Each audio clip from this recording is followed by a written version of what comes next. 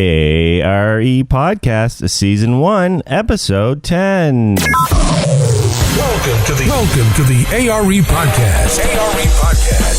Where it's all about encouraging and inspiring you today so you can fulfill your dream of becoming a licensed architect tomorrow.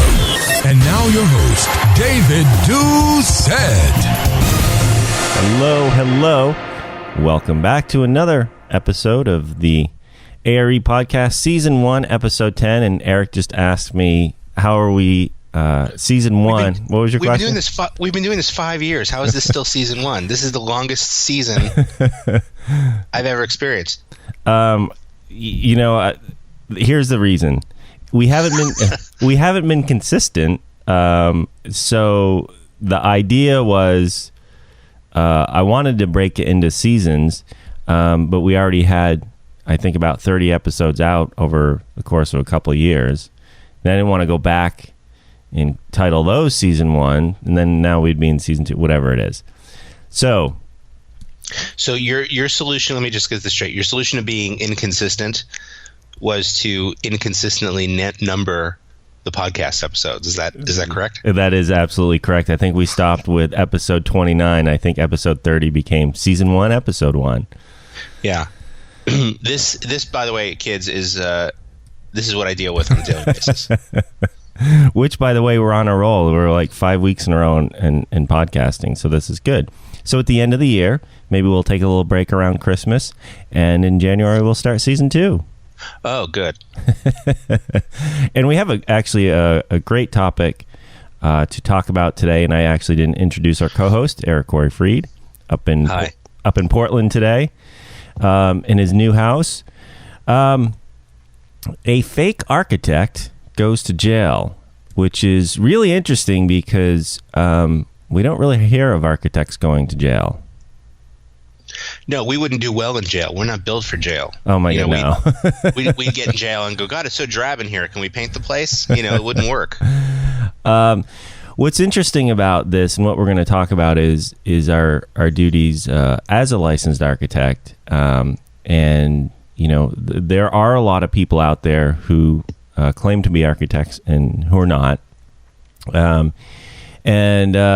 This guy, he was charged in April, and this is back in the news on Architect Magazine the other day, because it looks like he got sentenced, and we got some things to say about that article itself. But this occurred in New York, and the New York Attorney General, Eric Schneiderman's office, dubbed the investigation Operation Vandelay Industries. And for those of you who may not know or have any idea what that means, Vandelay was George Costanza. He wanted to be an architect, and he sometimes told people he was an architect. And Art Vandelay was his pseudonym, right? If I remember right. You're talking about Seinfeld, by the way. So for everybody under the age of 35, on the TV show Seinfeld, George Costanza's character always wished he would be an architect, and of course, in true Costanza fashion, he never actually studied or went to school or anything. He just, when he'd meet women, he'd say, "Yeah, I'm an architect," and they go, "No, you're not." And Vandelay Industries, that's my company. And so here, the Attorney General of the state of New York found this guy named Paul Newman up in Troy, New York, who had been for years essentially stamping drawings with a fake stamp with a fake number that I guess he made up. 7 years. Over 7 years on over dozens of buildings in and around Troy, New York. And so what a perfect name for a guy who was pretending to be an architect, but Vandelay Industries, or Operation Vandelay, right? Well, what's interesting too is this investigation went on for 2 years. But a couple of things, and as we know, the architecture laws are a state-by-state basis. So each state has its own set of laws that we practice under.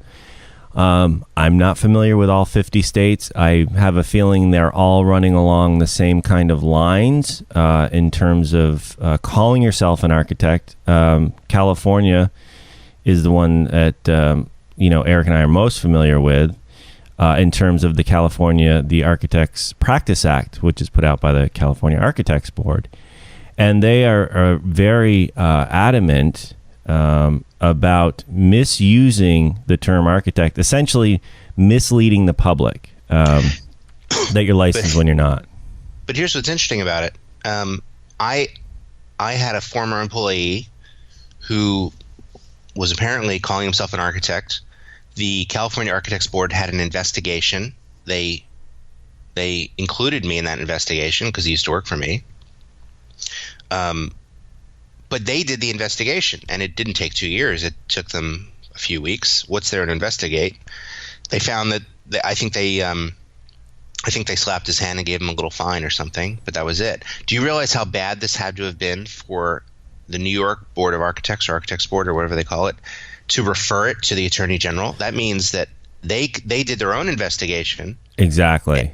And threw their hands up and said, okay, well, we find this guy's not even paying it. And so it had to escalate. It's almost like going, a case going to the Supreme Court. This guy was he had to have been so blatant about it that it would have gotten escalated all the way to Attorney General for their office to investigate. Yeah, that's exactly it. This is like the Supreme Court in terms of basically the New York Architects Board turning it over to the Attorney General, because normally they would just do their own investigation, as you said, and slap a fine on you. The California Architects Board is very clear in what they call their Practice Act, which is lays out the regulations of practicing architecture in California. But if you are not licensed in the state of California, you can't use the word architect, architecture, architectural, and I assume that's probably the case in a lot of the other states, if not all the other states. So if you're not licensed in that state, you can't provide architectural drawings. Now here's what's hilarious about that. In San Francisco, which is the tech capital of the country, I have friends who can't call themselves architects because they're, still in IDP or still haven't finished their exam. But I have dozens of other friends who have the word architect in their title because they're software architects, they're information architects. The tech industry has kind of appropriated the name architect, and they use it to their own end all the time. And it just further adds to the confusion out in the public.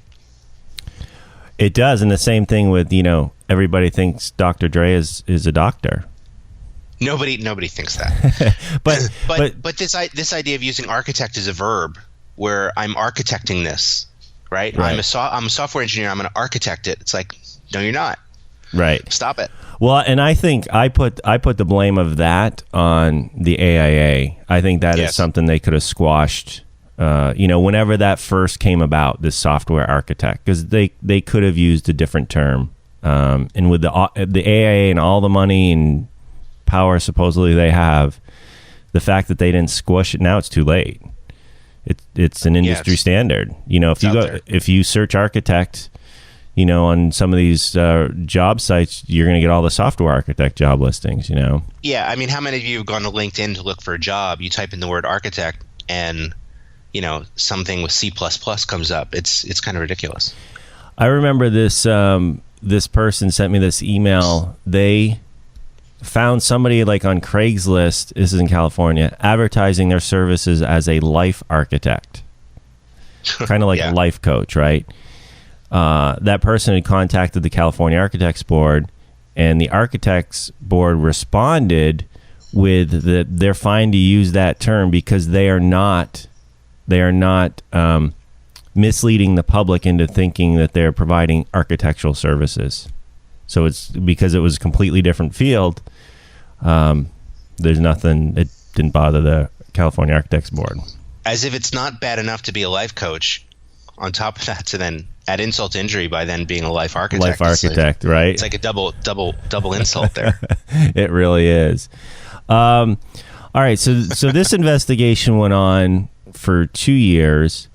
In 58 counts. So this is what Schneiderman said in a tweet. I'm indicting alleged fake architect Paul Newman on 58 counts as a result of our Operation Vandelay Industries. That's a big deal. I think you're right, Eric. The fact that the New York board reviewed this guy, obviously did their own investigation and said, whoa, he's out of the norm. Now, to me, 58 counts would mean 58 unique instances of him committing the same crime over and over again, right? It's like if you got 58 counts of murder, you would have killed probably 58 people. Right. It could be the amount of projects he was involved in. Each incident, because he was misleading, he was being a fake architect in each project. So then maybe that's the 58 counts. Over the 7 years, he did 58 projects. Well, the guy's name is the fake architect's name is Paul Newman, which just further makes the story quite surreal. And then he was illegally signing off on plans on more than 100 projects, it says. Oh, more than 100 projects, which it's interesting. Now I'm going back to the 70s. Paul Newman, obviously the great actor. But do you know Paul Newman played an architect in the Towering Inferno? He was the architect, and Steve McQueen was the fire chief. That was one of the first portrayals of an architect. Architect as hero in the mass media. It was that and Mike Brady in the Brady Bunch. Oh, right. Okay, so we don't get into detail of the counts. So this article in arcpaper.com, this came out in April. So that is when I guess the investigation concluded, and they announced the 58 counts. Says Newman is facing charges in 3 counties and has been accused of defrauding construction firms, businesses, and municipalities over the course of 7 years. The projects he illegally worked on, pretending to be registered and licensed, were mostly housing, ranging from townhouses to senior living communities. Which, by the way, probably explains why of those 100 projects, only 58 were violations, because he might have done a lot of 2 or 3 story buildings that didn't require an architect's stamp to begin with. Exactly, depending how New York words their when you don't need a license, the building types you don't need a license. That's exactly it. What's interesting, he was paid $200,000 over 7 years. So what is that, about $30,000 a year? So this some kind of maybe side income. I don't know what this was. Well, what a terrible! I mean, the guy worked on over 100 buildings, and he only made about $30,000 a year for 100 buildings. That can't be right. Right. And he, on top of it, he's got not only he was just sentenced this month, but not only is he facing up to anywhere from 2 to 7 years, he's got to pay $115,000 restitution fine. So this is not.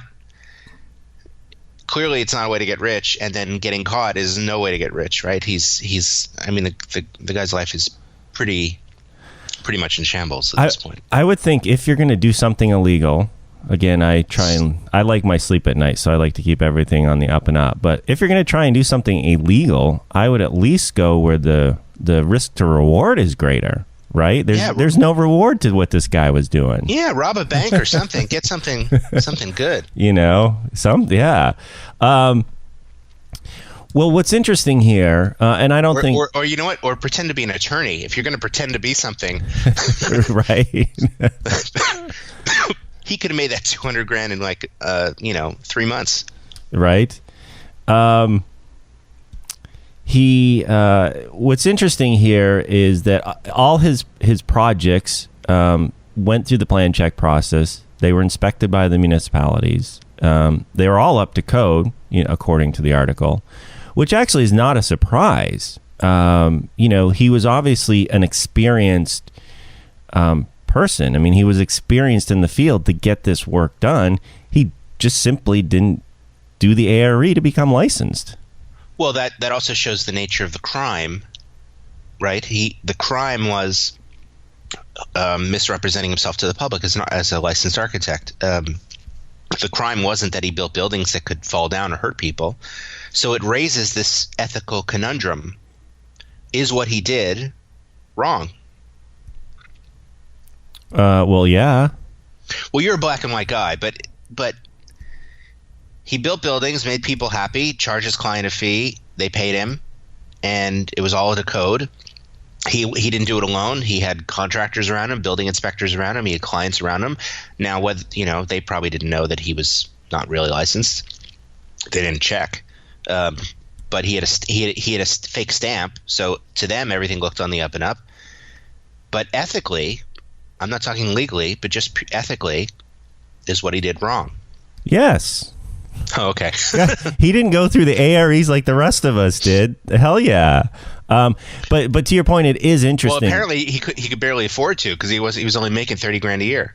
Right. But to this ethical point, let's talk about this for a second. You know, I don't know anything about this guy other than these two articles we're talking about. But obviously, he kept this charade going for 7 years. Projects were built as a result that passed plan check, that passed building inspections. Clearly, the guy knew what he was doing. So is he in a better position to provide these services than a newly licensed architect? First year, just they're newly licensed. Who would you rather hire? Right. Right. The guy that's prolific, who built 100 buildings in 7 years, or the person who has their fresh license and never really used it. Exactly. I think that's what's interesting here. But we've talked about this on other podcasts. And you might know somebody in your own firm that they're just not on the architect track. They might be amazing project managers, but for whatever reason, they just never got their stuff together to take the ARE, and they have all these reasons that they're not doing it. And they probably have no desire to go work on their own. They're happy in their, as an employee. Well, here's the thing. How do you end up in this situation where what happened? Did he, did basically was he working for somebody else? I was trying to imagine the scenario of how you could end up in this situation where you're stamping 100 projects. That's a lot of projects. Right. Right. Working on, at least as architect of record for 100 projects, meaning that even if you farmed out the work to draftspeople, it's still an immense amount of work. And in the same breath, you're telling me that this guy was too busy to just take 7 tests? Right. Yeah, exactly. Over 7 years, by the way. I mean, it took you 7 years to yeah, it took me 7 years to do it. He could have done it. What's interesting too is this is in Troy, New York, where is Rensselaer Polytech Institute, RPI, one of the best architecture programs in the country. Yeah, isn't that ironic that such an incredible, super technical school as RPI is in his hometown? So he was probably using RPI students as interns, for all we know. For all we know. And probably everybody obviously believed he was an architect. And I remember when I got my first license, it was my New York license. I was in California, and I went to like engineeringstamps.com or something like that to order the license, and you kind of fill it out, and I'm like, well, they don't require anything. Like, there's no proof of anything. You just fill the thing in, pay your money, $20, and they send you a stamp. Anybody can do it. And the best bit of advice somebody gave me was, don't put the expiration date on the stamp, because then you have to buy a new stamp every 2 years. So you put your name, your license number, and then and then for me, my birthday's in August, so my expiration's in August. So I just put 8-_, and with my physical stamp, I could write in the year. So I've had the same stamp for 20 years. So then you'll appreciate this story, because in what we're talking about is when you get licensed, whichever state you are, I think every state has every 2 years you have to renew your license. So that's what Eric is talking about, the stamp. Now, I just mentioned the stamp is like $20. You'll appreciate this, Eric, because I tell this to everybody who comes to the CSE seminar. I said, engineers, and I guess now I have to put you in this category, will have the line for the expiration date, because engineers are cheap. They don't want to spend the $20 every 2 years. It's not $20. It's like with shipping, it's probably 25. So I say, for the $25 every 2 years, I will get the stamp that has my renewal date on it, because I don't want to go through every sheet adding the little number. It's like, no, I don't. My time is more valuable than that. So it's funny that you have had the same stamp for 20 years. You're the engineer I talk about. Well, here's the crazy part. I never use the inker stamp anymore. It's all in CAD. That's it's all true. in CAD, so it's a block in AutoCAD, and so the inker stamp is in a drawer. I mean, we never use the actual It's very rare that I have to actually physically stamp I had an old boss where I learned a lot in Boston, my first real architecture job. His signature was a stamp. So yeah, some building departments won't accept that. No, some It won't. has to be wet signed, they call it. Yeah. Or sometimes they insist on wet stamped. Well, it was wet stamped. It was wet. Look, it was ink. It was just a stamp. It wasn't him signing it. But that was always my argument, that it came off the inkjet printer, so it's wet stamped. all right. So now let's talk about. Let's see. You want to talk about before we get in the next article, let me just finish up here. So 49. Paul Newman's 49. Here's the following charges: grand larceny in the second degree, 9 counts of forgery in the second degree, 1 count of scheme to defraud in the first degree, 3 counts of unauthorized practice of a profession, and 13 counts of offering a false instrument for filing in the first degree. Now, here's the kicker. All of these are felonies. That's why the New York board kicked it up to the Attorney General's office, because he was committing felonies, basically. Oftentimes... But a felony is like, selling a kilo of cocaine is a felony, isn't it? That too. Felonies they're serious crimes. So this guy's going to go to he's not going to go to one of those country club jails where they play tennis all day. This is like a real jail. He's in his mugshot. He's already in the prison scrubs. Do you see there? Yeah.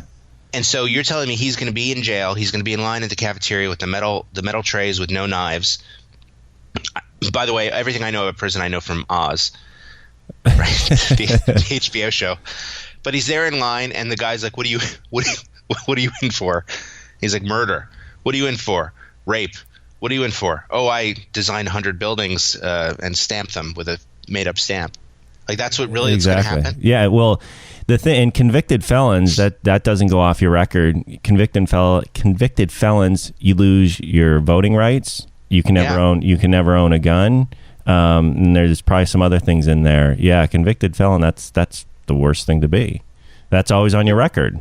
Yeah, and who do you think he voted for, Trump or Hillary? Yeah, exactly. Be interesting to know that one.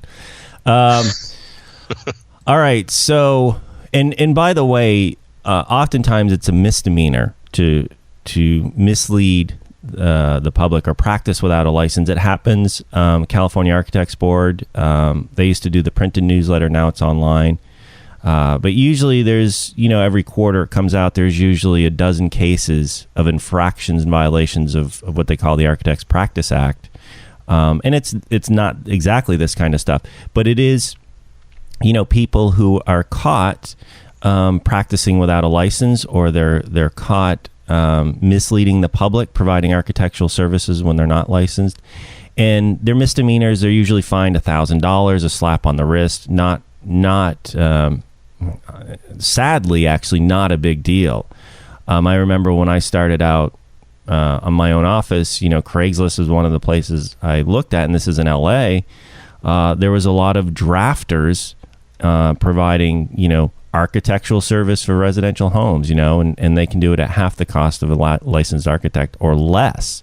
And I was competing with a lot of those, those types when I show up to, job meeting or job interviews and stuff like that. So those are all misdemeanors. They still happen, and a few I've seen is where architects get fined because they let their license lapse, which is silly. Right. So those are all in the category misdemeanors. CAB is a small, California Architects Board, small office. They don't go around policing this stuff. My guess, a lot of this stuff in a lot of these states happens because either architects are turning other architects in, or homeowners have an issue with the architect. The relationship goes south, so then they find out, well, what's the remedy, and they contact their state's architects board, and that's how I imagine that's how a lot of the stuff gets found out. That's what happened with my former employee. He apparently was doing some work and pissed off a client, and they complained to the architects board. Yeah, exactly. By the way, it's also interesting that this person, Paul Newman, I didn't find any record of this. It's not that he had a license and he just let it expire, which could, from an ethical point of view, you would at least argue would at least make sense. Okay, he had a license, he'd already gone through the process of becoming licensed, and he just forgot to pay the bill, and it expired, and then he continued stamping. This guy invented a stamp, made up a number, and was stamping drawings. That's a very different story, I think. What I think is interesting too in this story is they investigated him for 2 years. I'm actually surprised there wasn't any accomplices, in this. And he obviously didn't even try and get his architect friends to sign off on drawings. Otherwise, they would have been, probably named in this in these charges. Yeah, as accessories. Well, does that mean that for 2 years they watched him committing crime? Yeah, basically, I think so. That's exactly it. Which seems like a lot of time and resources to investigate this guy. One guy. Yeah, one guy who's not licensed. He's we don't know. He's not a menace to society. He designed per code, right? So it's interesting, but that segues into the article that just came out in Architect magazine, which is by the author Aaron Betsky. And we'll get in the article here in a little bit. I think it's just whiny, and it's funny because I didn't actually know who the guy was. I just said, well, this article is kind of whiny. It came out on September 21st. I think because the charges were announced in April, and then he must have just had the court and all that stuff. So now, the sentence was handed down. But the article's kind of whiny. It doesn't even really give much information on the charges. The guy kind of whines. So then I'm mentioning this to Eric, and then Eric says, well, you know who Aaron Betsky is. By the way, not even a licensed architect, but now I'll throw it to you, Eric. So I first met Aaron Betsky.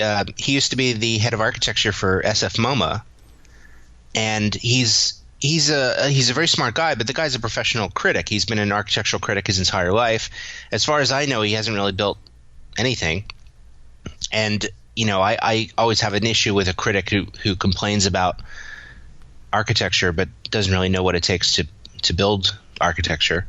Now he's currently head of the Frank Lloyd Wright School Taliesin of Architecture, which I applied for and didn't get. So maybe I'm upset that he is my dream job.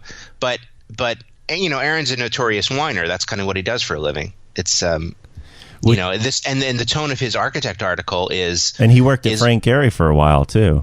Yeah, the tone of his article is more of, hey, what's the big deal? At least his buildings are better than most of the crap that licensed architects are building. That was basically the tone of his article. Yeah, it was the last paragraph. We'll get into other paragraphs, but just this last paragraph where he says, and I'm going to read. But what worries me more than the presence of a few shady and crafty operators such as Newman is bad architects who, under the cloak of licensure, commit crimes against our landscapes and lives on a daily basis. Those are the ones that should really go to jail. What a pompous ass. I mean, this cloak of licensure. Obviously, this guy doesn't know what it takes to get licensed, number one, and he doesn't respect the process. By the way, Cloak of Licensure is the name of my new band. If you want to, we're looking for a bassist. If you're, well, I mean, his point is just being licensed isn't going to make you a good architect. Certainly not. And I could see that point. No, absolutely, and we've talked about that at length before. But to basically dismiss, look, we've all seen examples of bad architecture, and this guy is a professional critic. So I understand, or not understand, I can see where he's coming from, where he wants to let these shady guys slide, and he wants to put these architects who design bad buildings in jail. Is kind of what he's saying. Well, that's always the joke, especially in San Francisco where space is so tight. There's a building at the foot of the ferry building, and I guess I shouldn't name who the architects are, but the joke when that thing was just being built was, God, that architect should be arrested because it was so ugly.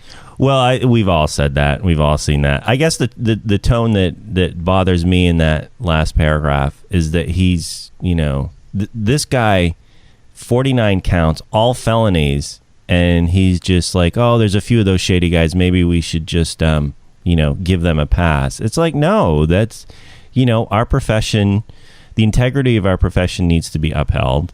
We can't do anything about bad architects who design bad buildings. But we can do something about these shady guys. I mean, this guy committed illegal acts. Yes. And what's the other thing that Betsky points out in his article is, had he been licensed, would it have changed the outcome? The buildings still would have been built. They probably would have looked the same. Would it have changed anything? Right. Well, I mean, what Betsky's doing is he's conflating two different issues. The one about the need for licensure, and my advice for people like this is just go get your license, right? If you're really that worried about it, it's not, it's 6 months of your life, it's a year of your life if you really want to focus and do it. And instead, what I hear is constant excuses. I don't have time to study. I'm so busy at work. And then I say, well, what'd you do last weekend? Oh, dude, last weekend was awesome. We played 8 hours of golf, and then I stayed home and watched The Walking Dead for all night long, and then slept all day Sunday. Right. But you're too busy to study? No, you're just you don't want to disrupt any of your glamorous life where you work hard during the week and then you goof off all weekend. It's about priorities, really. It is about priorities. And there's no reason Paul Newman couldn't have got his license. It'd be interesting to know if he went to architecture school or if he just learned all this on the job. There's another line from Betsky's article in the middle here. It says, of course there is the ethical issue of somebody claiming to be what he is not. But what disturbs me is the fact that from what I can tell from the few photographs online and from what I've read in the press, the work Newman did was neither better nor worse than what some architects who are licensed produce on a daily basis. Here's what we should do. We should do two things. We should ask Aaron if he wants to be on this podcast. I'll let you handle that because I'll email him. And two, we should send this guy Paul Newman a free set of our divisions, and then see if he uses it and passes. He could study that in jail. Although you know what? I think now that as a convicted felon, I don't think he's going to be able to get licensed. Oh yeah, you're right. Yeah, I think it's too late for Paul Newman. I thought totally went out of my head. Shoot. It made me laugh. I think, I don't know, but I think if you're an architect or a licensed professional, doctor, lawyer, whatever, and if you are a convicted felon, I'm pretty sure that's grounds for taking away your license, and it might be on a case-by-case individual basis, but, a felon is the worst charge you can have, and it's going to haunt you for life. Well, it reminds me of that great email that we got this week. That guy that he used your California materials to study, and he only had he's already an older guy, and he only had a very limited window. And he was telling us that he was studying for 6 hours a day because he had to pass. Right. And there was no way he wasn't going to pass. And you and I have talked about this before, that just by talking to people, we can tell if they're going to pass or not. Right. And you could see in the tone of his email, he had that eye of the tiger, man. He was like, I'm going to study whatever it takes. I'm going to study 6 hours a day. I've only got 3 weeks before my test. I'm going to crank it out and I'm going to do it. And there's no way I'm going to fail. And he went in with that mindset. And that mindset was pervasive in everything that he did, in how he approached the question. He didn't give up. He didn't get defeated, and he passed. And he sent us this nice email saying, "Hey, we passed. I passed." And he was talking about how he heard your audio in his head while he was studying. But I mean, if I listen to you for 6 hours a day, which I think I do, yeah, which you probably do. But I don't buy the excuse. The guy was too busy to get his license. He didn't make it a priority. He didn't get it, and he was too busy stamping 100 buildings to get it, basically. No, it is bizarre that this guy just didn't do that. And here's the sad thing. As we talked about earlier, he obviously was good at what he did. Being able to carry this.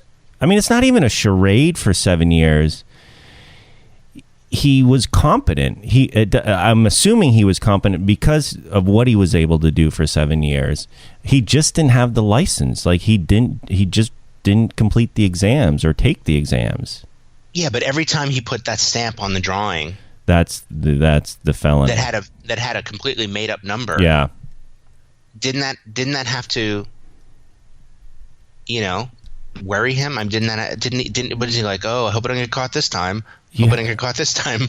Yeah, and he's in Troy, New York, where RPI is. I mean, he's got the people are watching. Yeah, I wonder. Or if just in his mind, he justified it that, I don't need it. I mean, it would be interesting. Maybe we can get him on the podcast. That's who I would like to interview, Paul Newman. Yeah, reporting from jail. Exactly. That would be our first episode from jail. And hopefully our last. Betsky also says, a license to practice is not a guarantee that you will be a good architect. What it does guarantee is that you have taken a series of tests that prove that you understand code's basic organizational and site design principles and know how to manage the business of being a professional architect. That is all true. We all know that. I think 5.0 is I think, as we're finding out, is more aligned to the practice in the real world. But I think more importantly is what this whole process is. It's the integrity of the profession. Whether you agree with NCARB and how they administer the tests or not, you can whine about them all day. It's not going to help you pass the ARE. Just put your head down, get them done, and join the Architects Club. Well, it's like those candidates that I have the calls with, and they go, "This is all bullcrap, and the NCARB questions are stupid, and I hate this process." And I say to them, "You're not going to pass. You got the wrong attitude. You're whining about it's not going to change your reality of this is the hurdle in front of you. And yeah, you don't like the NCARB test. A lot of people don't. You disagree with the whole need for this, and you think but until you accept that this is what I have to do, you're not going to pass." That's exactly it. Just accept it. And obviously, Paul never did. He never just accepted the pass. Like, hey, maybe I should just take these exams and be done with it. This one is interesting that Betsky says that leaves the business of promoting and vouchsafing good architecture as opposed to competent building design to educators and to associations such as the AIA, NCARB, and NAB. And then he says the AIA performs its main task beyond ensuring good insurance rates through advocacy and public education, and including this publication, which is its official journal. It's interesting to me that he gives this nod to the AIA that they're doing something so great, but he's going to dismiss licensed architects. He is writing for their magazine after all right now. So yeah, so he kisses the butt of the AIA a little bit in the piece, while basically slamming NCARB and the NAAB. I also had to look up the word vouchsafing because he threw this kind of $10 word in there. I know. Was it a real word? It's a word from Middle English, which yeah, it's a real word. It's to grant someone something in a gracious or condescending manner. Okay. Well, and also the tone of this article, it says, it does not appear that Newman was an AIA member, so we do not know if he could have benefited from these efforts, whatever efforts those are. Like the AIA is some, insurance policy. Yeah, or their ads in Golf Magazine. Right. It's interesting. I think the big sadness, we've talked about this, is that the guy just didn't take the ARE and get licensed. That's the whole sadness. Nobody wants to see anybody in a situation like this. This is serious. These aren't misdemeanors. These are felonies that are going to affect the rest of his life. All because he didn't want to take a few months and take some exams. Yeah. Yeah, that's kind of the sad part. It's, I'm so curious as to the psychology behind it. I could understand. It's almost like the Bernie Madoff situation where, okay, you've been lying for years, so you keep lying to maintain the facade. But how did you initially start the lie? Right. How did he get to the point where he's like, I have to order a stamp and let's see, I can't make it 1, 2, 3, 4, 5. Let me make the number, and he did some random number. Like he had to pick a number. He had to order a stamp. He had to do these efforts instead of just saying, oh yeah, you know what? I'm not licensed, but I can get an engineer to stamp it. Right. There was some part of him that was the initial crime that led to all these others. And the fact that this carried on for 7 years and there was no accomplices, which means early on he didn't even try and lean on somebody else or get somebody else stamped or whatever. It's almost like he was a lone wolf just from the beginning. Again, we're speculating based on these couple articles we know, but the fact that there was no accomplices means like this is a story he created 7 years ago. Yeah, and just stayed within it. So. Well, we'll pick a lighter topic for next week. I promise. Don't worry. If you take the AREs, you get licensed. I can't promise that'll keep you out of jail because I don't know what else you might do in your personal life. But at least you won't have a 2-year investigation against you for providing services, misleading the public that you're not licensed. Or if you're gonna mimic a professional, don't pick architect. Pick attorney. That's where the money is. I actually before we go, I had a friend, and I spent time with this guy at a cabin a weekend. A group of us were up there. He was a doctor and he taught at a medical school, I can't remember his name, but it was like, 6 months later, I found out, hey, remember that guy, Steve, that we had up at the cabin? I was like, yeah, really nice guy. Yeah, well, they just found out he's not a doctor at all. He got fired from the university and all this other stuff happened. He was basically a pathological liar. His girlfriend didn't even know. His girlfriend thought he was a doctor.